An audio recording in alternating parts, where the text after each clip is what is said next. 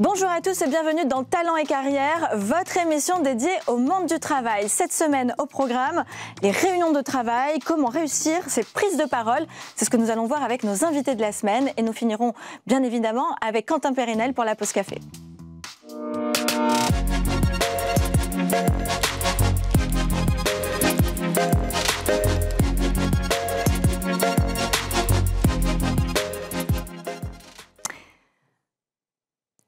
Voilà la prise de parole en réunion, comment bien communiquer entre collaborateurs, avec le management, enfin tout un programme aujourd'hui qu'on va voir avec nos deux invités, avec Laetitia Robert, donc cofondatrice de Fox Group. Bonjour Laetitia. Bonjour Alexia.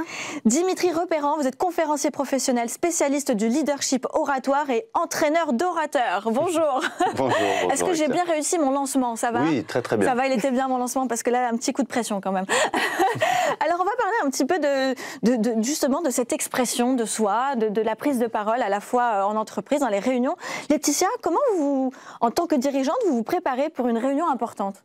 Alors déjà, il faut se préparer. À mon sens, oui, c'est très important parce que souvent, lorsqu'on maîtrise un sujet, surtout, on a tendance à le faire un petit peu naturellement ou à en parler parfois sans avoir forcément le sentiment d'avoir besoin d'être hyper préparé ou il faut être très spontané, alors qu'en réalité, lorsqu'on est préparé, on est crédible, on gagne en crédibilité. Donc lorsqu'on prend la parole, il faut déjà savoir de quoi on parle, où on veut aller, travailler son argumentaire et ensuite, pour pouvoir faire passer des messages clairs, il faut quand même, à mon sens, prouver avec des indicateurs clés.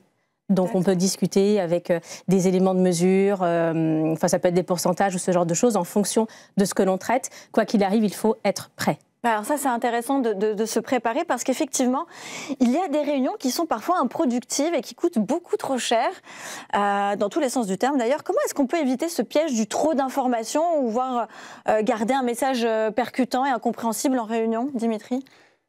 Se préparer, c'est la première chose. Moi, je pose toujours, quelle que soit la prise de parole, 5 questions. Première question, c'est quoi l'objectif concret de la personne qui va parler pour elle-même? Parce qu'on a tous, quand on prend la parole, un objectif pour soi. Qu'est-ce que je fais là et pourquoi je suis là et quel est mon objectif? Après, quel est mon objectif, mais pour les autres?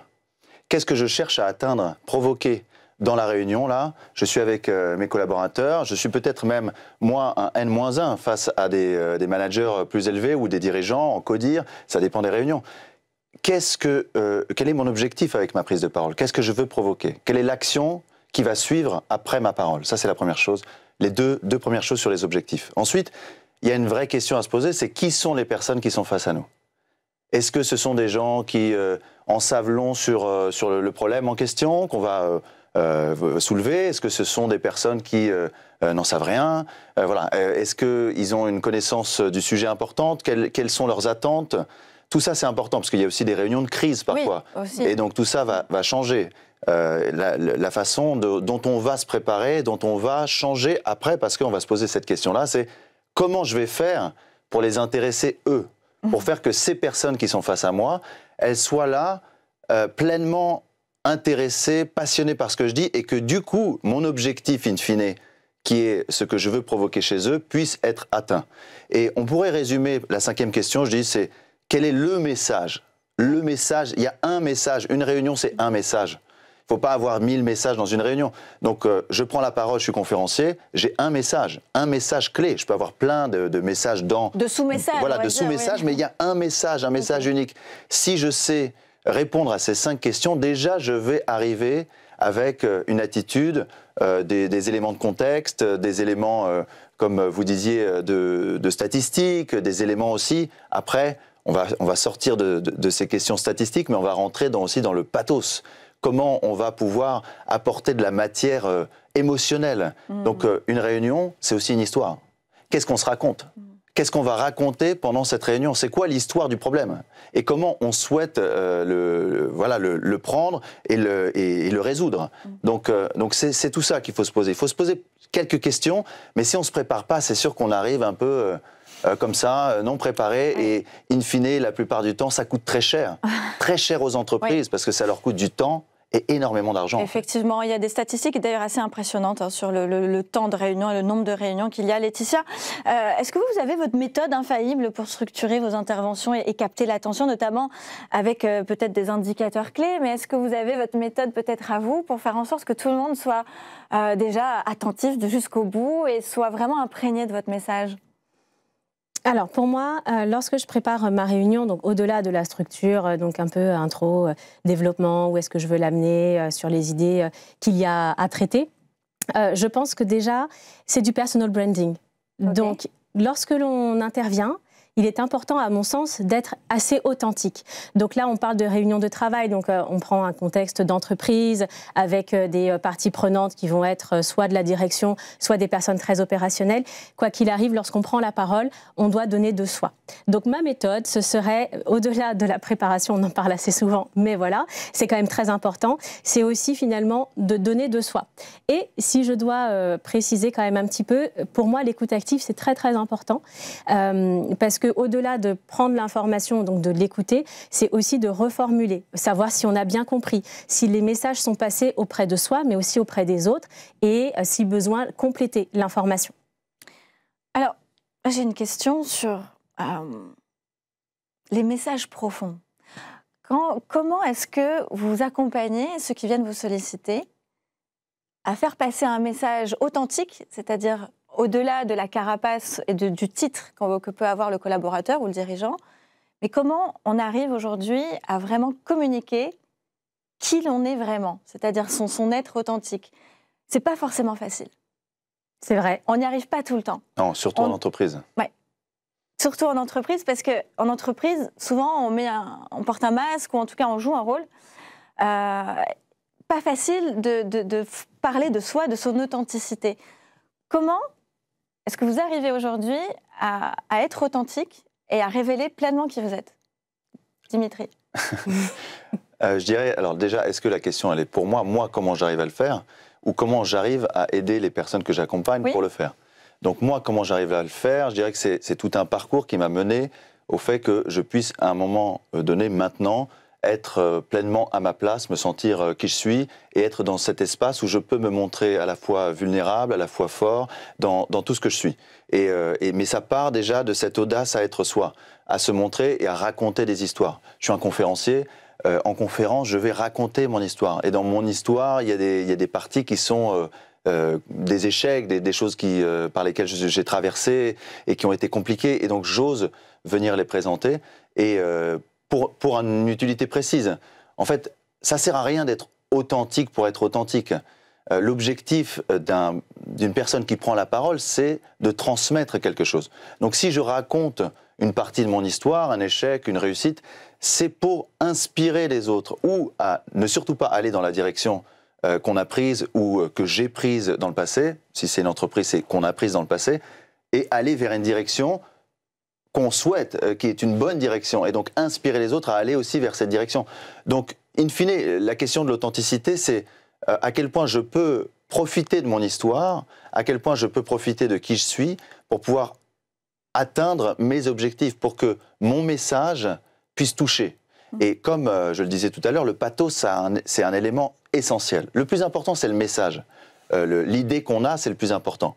Parce que l'idée, c'est ce qui va faire changer les gens. Mais on ne peut pas faire enregistrer une idée dans le corps d'une personne si jamais il n'y a pas d'histoire, si jamais il n'y a pas d'émotion, si jamais la voix, elle est comme ça tout le temps et en fait, il n'y a pas d'émotion et la personne, elle est présente. Et en fait, moi, voilà, il y a de l'émotion dans ma voix, ça bouge, c'est mouvementé, donc je crée une vibration par ma voix. Et donc c'est ça, c'est oser transmettre davantage d'émotions parce que c'est par l'émotion que mon message, in fine, va s'ancrer et va transformer. Et alors ça, c'est déjà une compréhension, parce que quand j'accompagne quelqu'un et qui va être là, oui, mais je ne sais pas si je peux dans ce contexte. Il y a une peur générale sur le fait de s'exprimer pleinement qui on est. Laetitia? Oui, alors moi, comme on parle en l'occurrence de l'entreprise, peut-être, en tout cas plus dans la question que vous avez posée juste avant, je dirais que les méthodes de management aussi changent. Et qu'à l'époque où on avait des dirigeants qui je grossis le trait, hein, mais avait forcément une cinquantaine d'années, qui du coup était assez paternaliste, ou en tout cas dont on avait un peu peur, qu'on pouvait craindre. Aujourd'hui, les méthodes de management se veulent quand même un peu plus soft, ou en tout cas dans les faits, on est plus communicant, parce que les gens demandent autre chose. On est face à des populations qui sont très différentes. On ne manage plus les jeunes d'aujourd'hui comme on manageait les jeunes d'autrefois. Et c'est vrai qu'en entreprise, on se doit de s'adapter. Donc, travailler cette authenticité, comme vous le disiez juste avant, est assez importante même en entreprise, puisque ça participe en fait à l'engagement des salariés.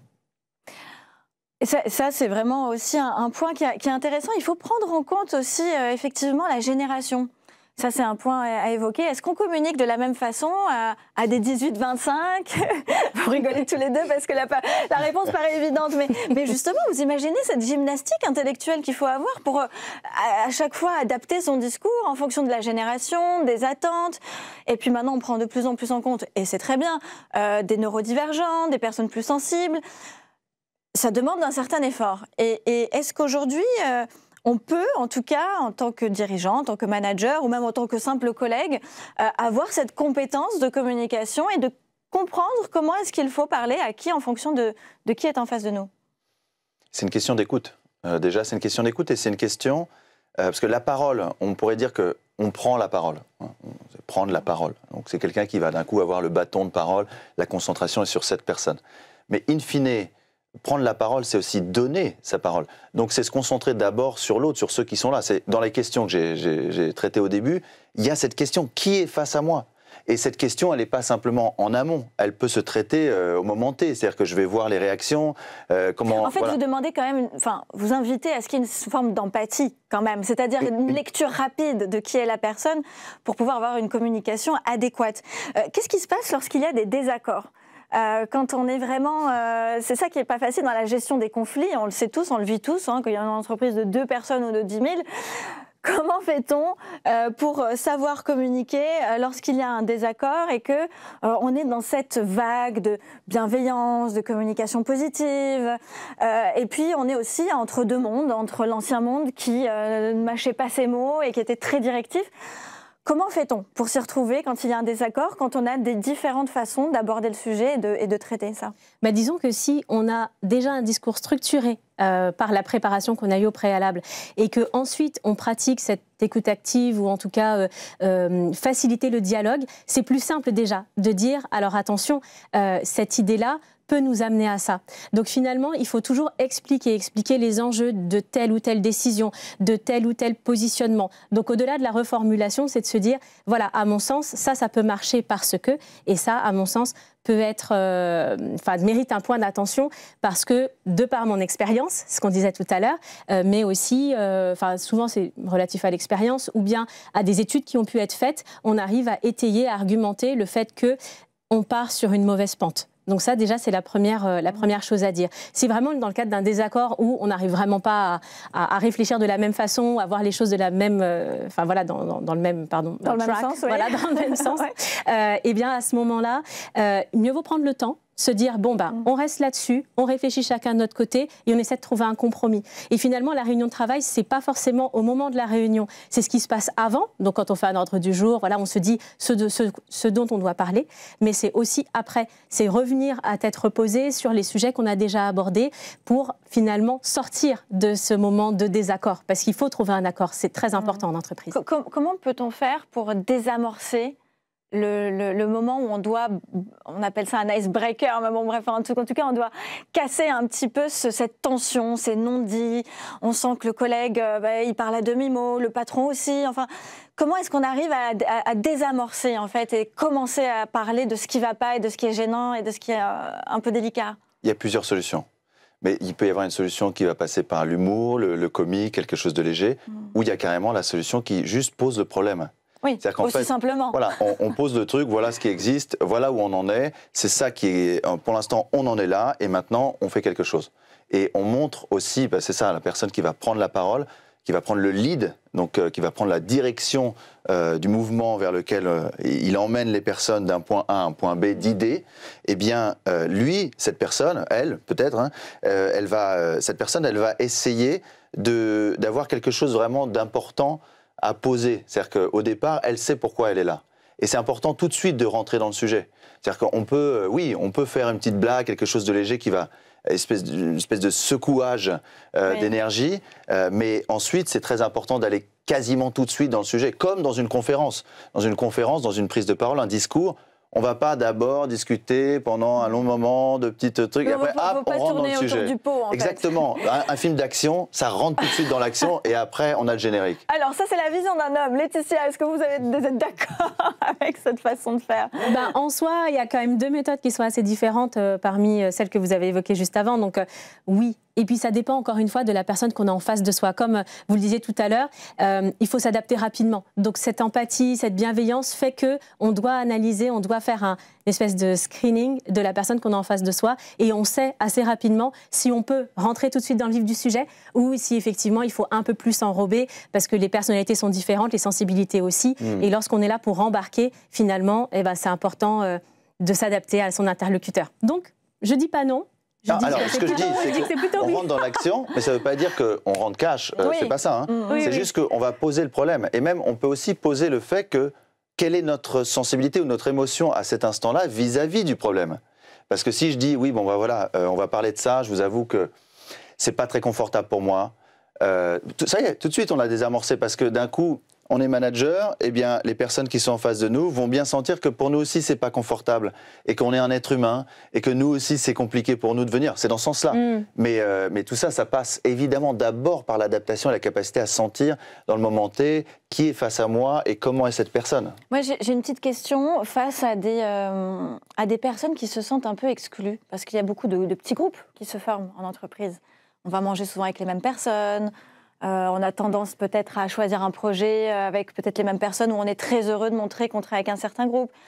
Quand on est dirigeant ou manager et qu'on voit qu'il y a une personne qui, est souvent seule, elle se rend peut-être un peu exclue, comment vous arrivez à faire en sorte qu'il y ait une forme de cohésion, qu'il y ait plus de communication? Comment parle-t-on à cette personne peut-être que vous ressentez? Alors peut-être parfois c'est à tort, peut-être qu'elle est très bien là où elle est, elle n'a pas envie d'être embêtée, mais souvent, il peut y avoir des petits signaux faibles comme quoi la communication ne passe pas toujours avec tout le monde. On le voit en réunion, parfois certaines personnes restent un petit peu silencieuses, n'osent pas prendre la parole en réunion parce qu'il y a une personne qui est beaucoup plus confiante et qui a plein de choses à dire. Comment on peut réussir justement à ces personnes peut-être un peu plus réservées et timides à prendre leur place, à oser parler et à exprimer leur point de vue, leur vérité, Laetitia? En entreprise, le rôle du manager, c'est exactement celui-là. Donc, il y a le rôle qu'on connaît, à savoir faire atteindre les objectifs à une équipe, mais il y a aussi tout ce qui concerne l'intégration et le travail collaboratif. Un manager se doit, alors après, c'est un autre sujet, comment on devient manager, mais un manager en soi se doit d'embarquer l'équipe. C'est son rôle principal, c'est ce qu'il doit faire. Donc pour embarquer l'équipe, c'est effectivement embarquer tout le monde, et peu importe les personnalités. Les équipes sont plurielles et justement, elles fonctionnent à mon sens lorsqu'on a des profils différents. Donc c'est vraiment ce rôle de faire en sorte que chacun trouve sa place. Donc soit il s'assure que la personne reste dans son coin, mais parce que ça lui convient, et qu'elle arrive à bosser correctement comme ça. Oui, parce que ça peut aussi être un trait de personnalité et finalement la personne n'a pas forcément envie de s'exposer. C'est ça. Mais en fait, ce qui est intéressant, c'est de savoir et de comprendre bien sûr. En tant que manager, de ne pas faire des suppositions et de se dire, elle a envie de rester dans son coin, c'est parce qu'elle ne veut pas parler, peut-être qu'elle en a envie, mais peut-être qu'elle ne veut pas. Et en fait, tout consiste à, finalement, encore une fois, à rentrer dans la communication. Exactement. On va continuer cette discussion, cette fois-ci, avec notre chroniqueur Quentin Périnel, qui va nous rejoindre pour la chronique Pause Café. Juste avant qu'il rentre, je voulais juste vous poser une dernière question, Dimitri. On parlait justement de cette personne qui est un petit peu mise un peu à l'écart. Vous, quand vous faites vos formations, vos prises de décision, prises de parole, pardon, comment vous motivez cette personne-là à oser justement avoir pas lever la main, mais presque à prendre de la place finalement? En fait, une personne qui est un manager, ce qui est important aussi, c'est la question de comment, non seulement je suis quelqu'un qui prend la parole, qui donc va diriger, va comme un chef d'orchestre ou de chœur, donner le mouvement, fédérer l'ensemble, mais aussi comment je vais donner la place à chacun. Et pour ça, moi je dis souvent qu'il y a deux attitudes. Soit on est dans sa parole un leader, et c'est nous qu'on écoute, soit on est dans sa parole un extracteur, j'appelle ça, un extracteur de voix. C'est-à-dire qu'on va chercher la parole de l'autre, on va chercher à extraire de l'autre en fait ce qu'il ressent, ce qu'il pense, ce qu'il vit. Et donc c'est ça qui va. Enfin, si jamais on pose pas de questions, la première chose c'est la curiosité. Un manager s'il n'a pas de curiosité envers ses collaborateurs, bah là ça marche pas. La curiosité. Et donc hop, aller tirer avec cette curiosité, poser des questions. Comment tu te sens? Qu'est-ce qui se passe? Est-ce que tu voudrais ajouter quelque chose? Est-ce que tu as une idée?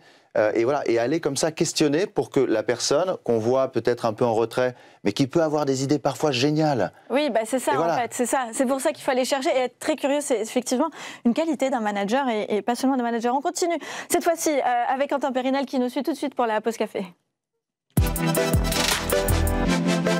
Quentin Périnel, alors, est-ce que vous avez une technique de communication en particulier pour faire passer un message fort? Alors, j'en ai plusieurs. Moi, je me souviens que ce qu'Éric Dupond-Moretti m'avait dit. Alors, est-ce que le name dropping, c'est utile pour capter l'attention? Je viens de le faire. Il m'avait dit qu'un truc absolument crucial, alors je ne sais pas s'il n'avait pas précisé si c'était pour la scène, où de toute façon, il y a beaucoup d'astuces scéniques qui sont en réalité valables en réunion, où on a un peu d'en parler, dit que le silence, dès qu'on fait 2 secondes, 3 secondes de silence au milieu d'un propos, bah ça choque parce que les gens ne sont pas habitués au silence, sont plus habitués au silence. On vit dans un brouhaha, un bruit numérique et comment dire, du bruit, il y a du bruit partout. Oui. Et donc, est-ce que vous pollution sonore. Voilà, pollution sonore. Est-ce que vous êtes d'accord avec cette astuce d'Éric Dupond-Moretti, comme le silence est d'or dans une certaine mesure? Je dirais pas que le silence est d'or. Le silence, marquer des pauses. Le silence, c'est du sel. Ouais. C'est-à-dire que ça va donner de l'épaisseur à la parole, justement. Ça va rendre la chose plus solennelle, plus importante, plus sacrée, dans une certaine mesure. Il y a une notion de sacré. Et puis ça permet à ce que, les personnes en face réceptionnent davantage la parole. Ça permet également de créer un suspense sur la suite. Et en même temps, une résonance de la parole qui a précédé. Parce que là, on l'entend. On entend ce qui a été dit. Et j'ai aussi un autre point, alors je vous écoutais l'émission, il y a un truc incroyable qui se passe depuis quelques années, depuis quelques mois, j'ai l'impression que ça prend une ampleur assez dingue. Sur les réseaux sociaux, Instagram en tête, il y a de plus en plus de stand-uppers, d'humoristes qui parodient le monde de la réunion, le monde du travail, en mettant en lumière justement l'éthique de langage. Je disais, voilà, je prends le lead, etc., ce genre de truc. Et ça fait un carton parce que ça fait marrer tout le monde et les managers eux-mêmes. Est-ce qu'on n'est pas rentré dans une nouvelle époque où le col blanc lui-même se fout de sa propre tronche et des excès qu'il peut y avoir dans tout ça? Parce qu'il y a beaucoup de buzzwords, il y a beaucoup de langage un peu cliché selon les secteurs professionnels, selon le job qu'on occupe. Ça, c'est comment vous analysez ce succès viral de ces contenus? Je pense que c'est lié beaucoup au fait que la parole en entreprise, elle a vraiment une typologie. Et donc, on peut se moquer de cette typologie, parce qu'elle n'appartient pas à tous les mondes. Et donc, il y a quelque chose qui sépare le monde un peu, le langage corporate, du langage normal. Et donc, c'est très facile de se moquer. Parce qu'on rentre dans une sorte de caricature de quelque chose, et il y en a plein effectivement en ce moment qui jouent sur ça, et c'est génial. Enfin moi j'adore. Donc c'est très drôle. Il y a le télétravailleur, il y a Marc Rouget qui fait tout le temps des vidéos où il est en visio, en télétravail, mais du coup dans des contextes totalement absurdes où il est à la foire de Paris en train de se faire un massage, etc. Et son manager ne cesse de lui répéter « Reviens sur site, Marc ». Immédiatement. Et donc ce revient sur site, ça me fait marrer parce que c'est vraiment du langage corporate. En fait, c'est ça qui est drôle, c'est qu'on a cette forme d'autodérision qu'on peut tous avoir finalement avec nous-mêmes. Mais ça vient aussi souligner une sorte de se dire en fait rien de tout ça est sérieux finalement. En fait, le message de fond, c'est quoi? C'est qu'on joue tous encore un rôle parce qu'on est là, on prend la casquette de directeur marketing, responsable de la com, etc.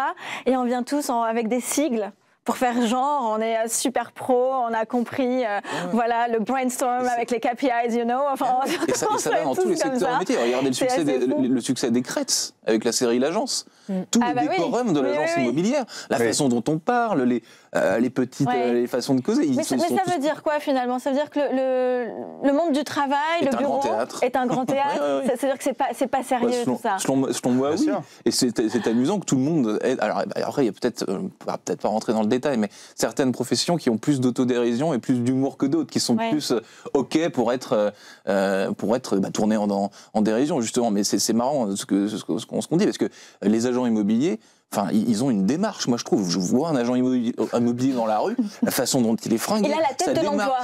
Ça, c'est ce que vous dites. Idem pour les avocats, d'ailleurs. Vous allez au Parc Monceau un matin vers 9h, ils traversent tous le parc, c'est hallucinant. C'est à mourir de rire. Oui, il faut dire que, alors, effectivement, Quentin a, je peux le dire, un compte Instagram où justement il suit un peu les gens, où ils ont un peu la tête de l'emploi, et il imagine des scénarios dans la rue avec ces gens qui vont travailler, et c'est très drôle. J'ai souvenir, c'est un petit fantasme d'enfance, parce que quand j'étais gamin, je regardais les gens dans la rue, je me disais, qu'est-ce qu'il peut bien faire dans la vie?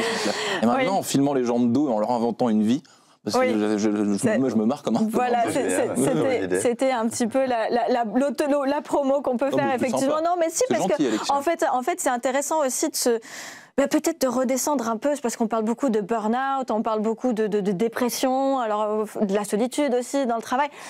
Et le fait de voir ça avec un autre œil, de se dire finalement le monde du travail, on va au bureau, ce n'est pas la prison, eh bien ça peut peut-être désamorcer et puis rendre peut-être une vie de travail un peu plus facile aussi et plus agréable, non?